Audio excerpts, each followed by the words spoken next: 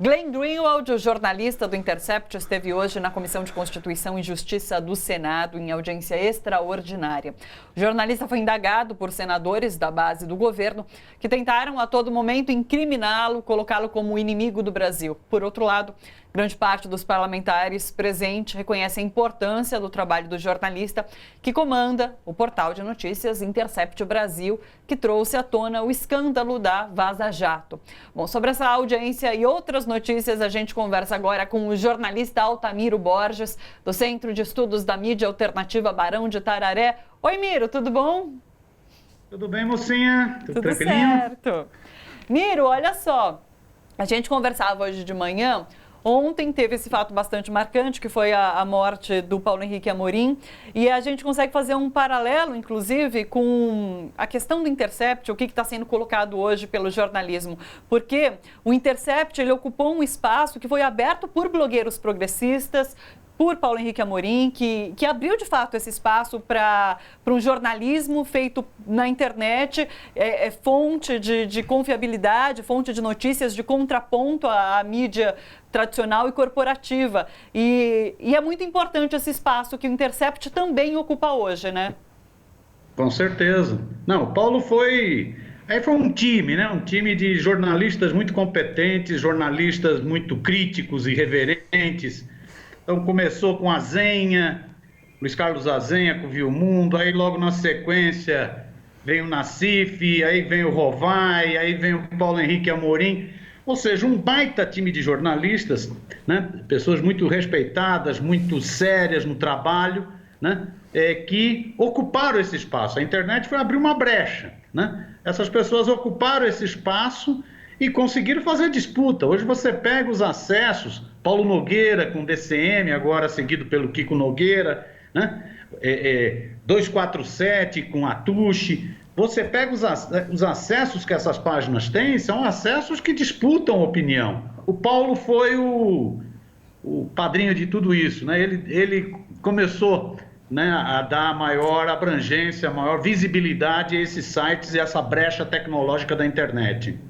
O The Intercept é uma experiência internacional que agora vem para o Brasil e que está fazendo furor. Já fez internacionalmente, está fazendo agora, né, na sua especialidade, que é a análise desses vazamentos. Já tinha sido isso com a Assange, né, com os crimes dos Estados Unidos, e agora pega os crimes de abuso do poder, de abuso de autoridade do juizeco, do marreco de Maringá, Sérgio Moro. E esse jornalismo progressista sempre foi muito atacado e o Intercept está passando por isso, né? Então, o que a gente assistiu hoje no Senado foi muitos senadores criticando que o Glenn e o Intercept ainda não entregaram material para a perícia, para a Polícia Federal. E isso é um absurdo enorme. Não, isso é um caboclo que fala um negócio desse. Primeiro que é malandro. Porque quando tinha outros vazamentos, nunca reclamou. Agora reclama porque está tendo esses, né? Então é a seletividade na crítica. Segundo, que desconhece, quer dizer, sigilo de fonte, né? Desconhece o trabalho do Glenn, desconhece, né? O Glenn já enfrentou o Império, já enfrentou a CIA, né? Já enfrentou a NSA dos Estados Unidos. O Glenn sabe enfrentar também esses pitbullzinho brasileiro aqui. O Carluxo pode ficar latindo à vontade, o Glenn sabe enfrentar, né? E eu acho que ele está utilizando uma estratégia muito bem feita, né? Ele vai soltando, ele vai deixando todo mundo que está com o rabo preso, porque tem um bocado de gente com o rabo preso, gente da mídia, dessa mídia hegemônica, tem gente lá daquele tribunal do Rio Grande do Sul que está com o rabão preso, parece o rabo de um rato preso, né?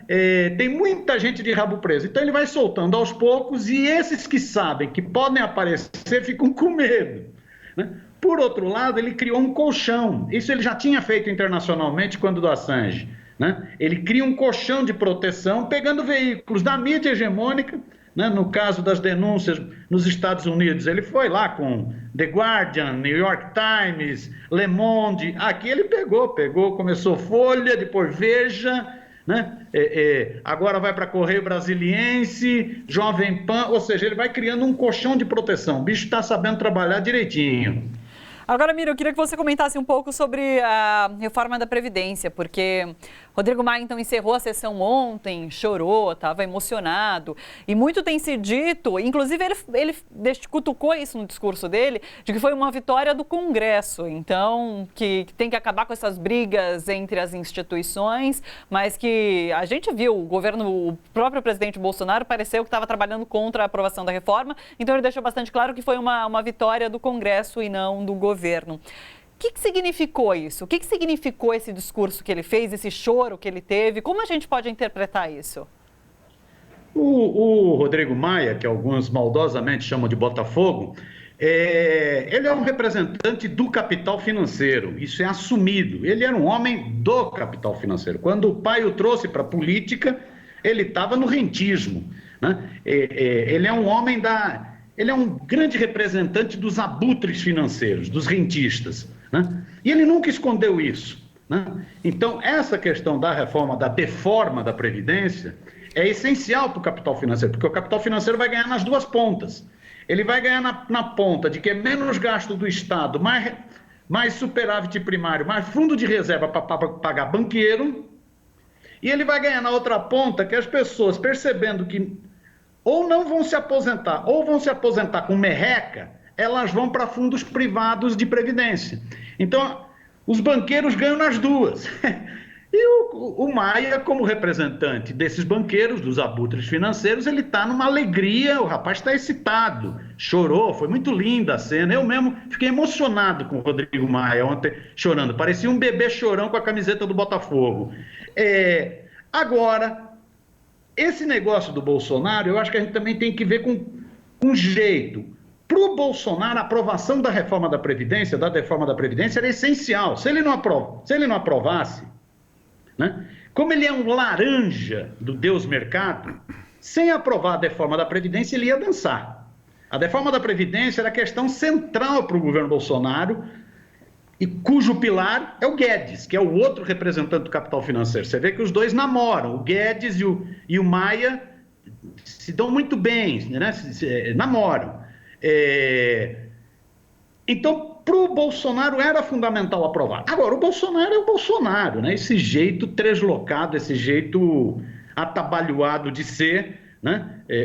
Que vive falando besteira, acaba complicando até do ponto de vista de quem o colocou lá, né? Mas saiu, eles aprovaram com muita folga, mostra que a nossa derrota, a derrota do movimento sindical, do movimento popular, a derrota do campo chamado campo progressista, foi uma derrota doída, né? Esses caras não elegeram só o Bozo, elegeram o Bozo, um monte de bozinho nos estados e um monte de parlamentares. A renovação do Congresso foi uma renovação para pior, foi uma renovação com uma turma mais orgânica do capital, né? Difícil. Foi uma baita derrota ontem. Sim.